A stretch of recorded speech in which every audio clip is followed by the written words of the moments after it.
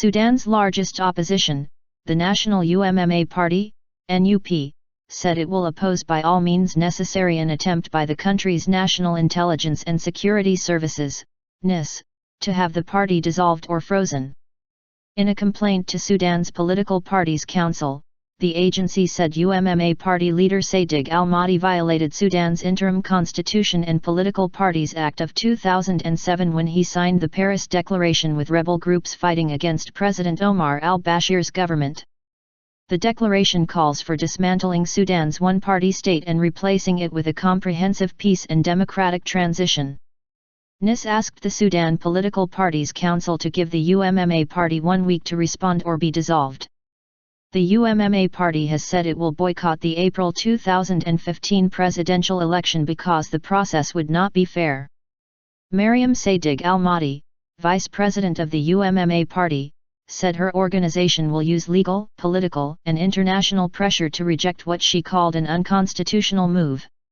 Of course it's nonsensical, but we believe this is part of the coming period in Sudan.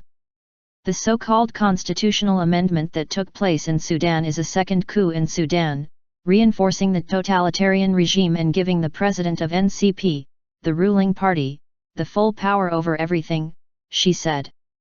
Mariam al-Mahdi said the NISS represents the most chronic violation of Sudan's constitution because instead of serving the country, it has become the tool of President Bashir.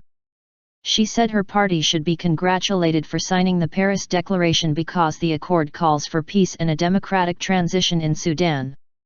Actually, we should have been praised for signing this agreement because the signing was basically, on doing a total change in Sudan, which we had addressed with the NCP, Sudan Congress Party, itself, that there is a need for change because Sudan now is a failed state, economically, politically, and with widespread conflict all the country, Mariam said. Mariam said even though the UMMA party has no confidence in the Sudanese judicial system, its lawyers will first begin the challenge to the threat to ban the party in the courts.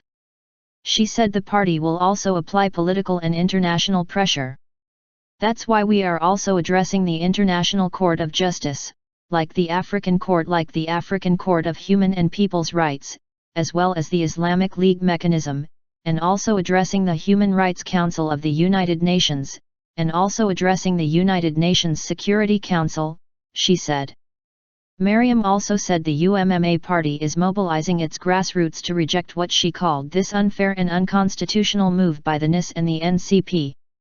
We are also connecting and mobilizing all our political parties and civil society in Sudan because we believe what has happened to UMMA party will not be limited to the UMMA party, Mariam said.